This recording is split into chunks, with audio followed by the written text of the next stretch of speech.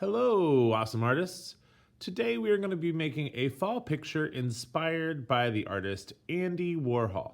Andy Warhol was a pop artist and was known for some of his very bold colors and sometimes unusual colors. But this is where we're going. Let me show you how to get there. You're going to take a piece of paper and fold it in half. Always important to line up your corners. Fold it in half again. And then open it up. Now we did this to create these 4 equal sections to our picture. In each section, we're going to put a leaf. Let's try to do a different type of leaf in every section. I'm going to make a football-shaped leaf. And that's just a down curve and an up curve. Then we do a line down the middle. Don't make the stem too thick. We don't want it to look like a tree is coming out of our leaf. That'd be strange. Also, don't overdo the veins on your leaf. Yes, leaves have lots of little veins, but it's not going to look as good if we try to draw all those out. All right? Less is more. Now, in this section, I'm going to draw my favorite leaf, the jumping gingerbread man.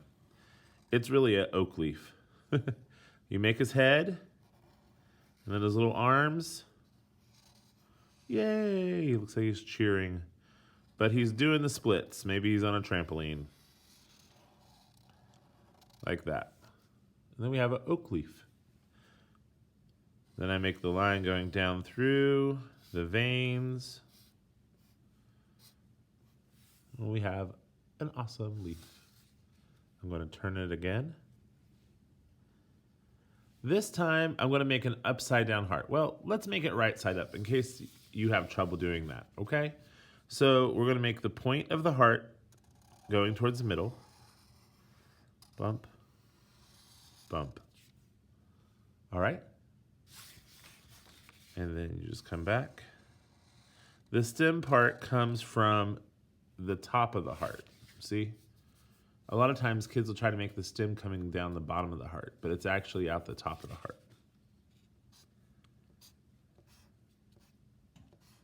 All right, and we got one more spot. I think I'll do a raindrop shape leaf.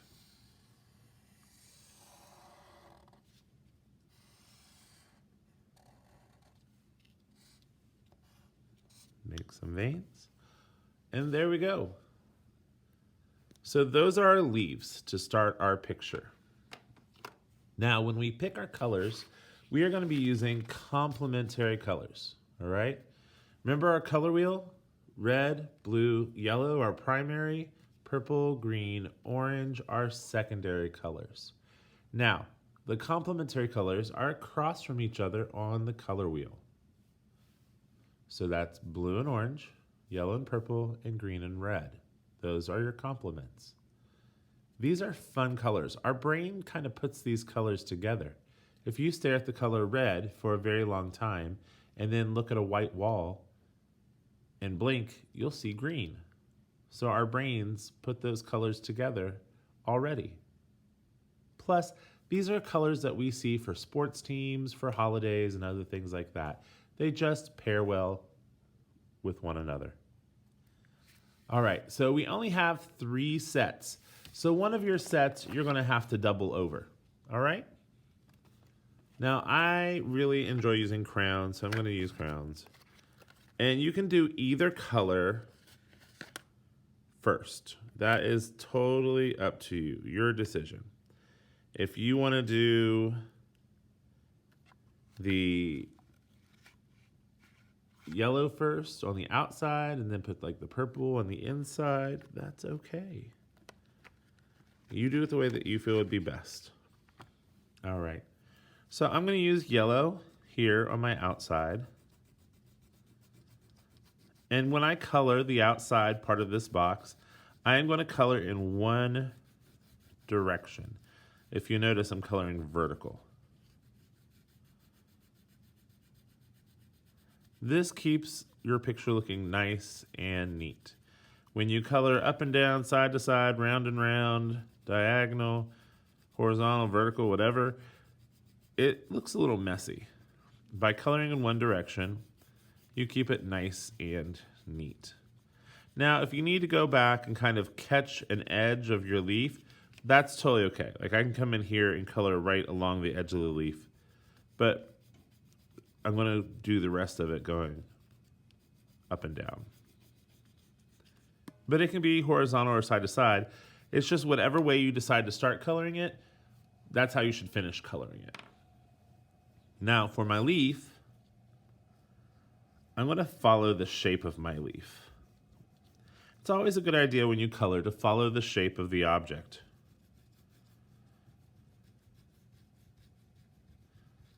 It doesn't make sense to color an object that has curves straight up and down or straight side to side. But then I come in here to where my vein is.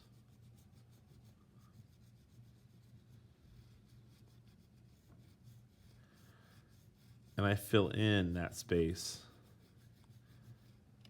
with the shape it creates.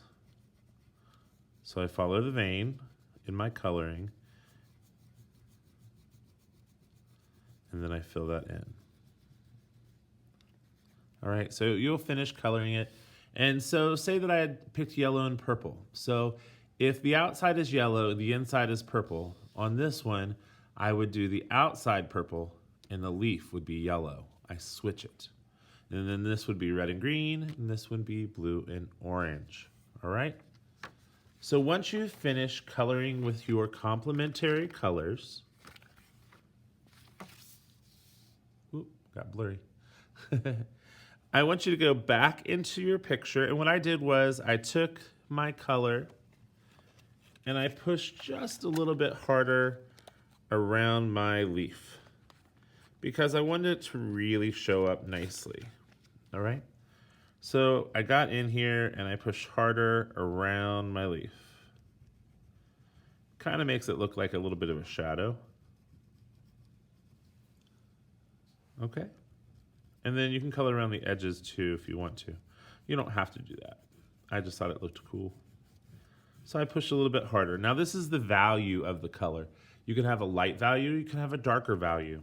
And that's all about the pressure you put on your coloring instrument. Like it, well, not marker, but color pencil and crayons.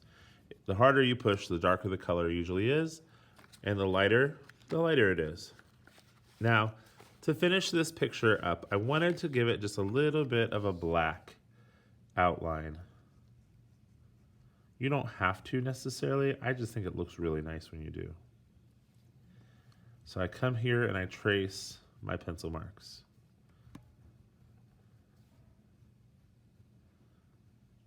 It also might cover up any mistakes you might have if you got just a little messy. It's not that artists don't make mistakes, it's just artists know how to cover up their mistakes. All right, so you go around and you'll trace your leaves like that. All right?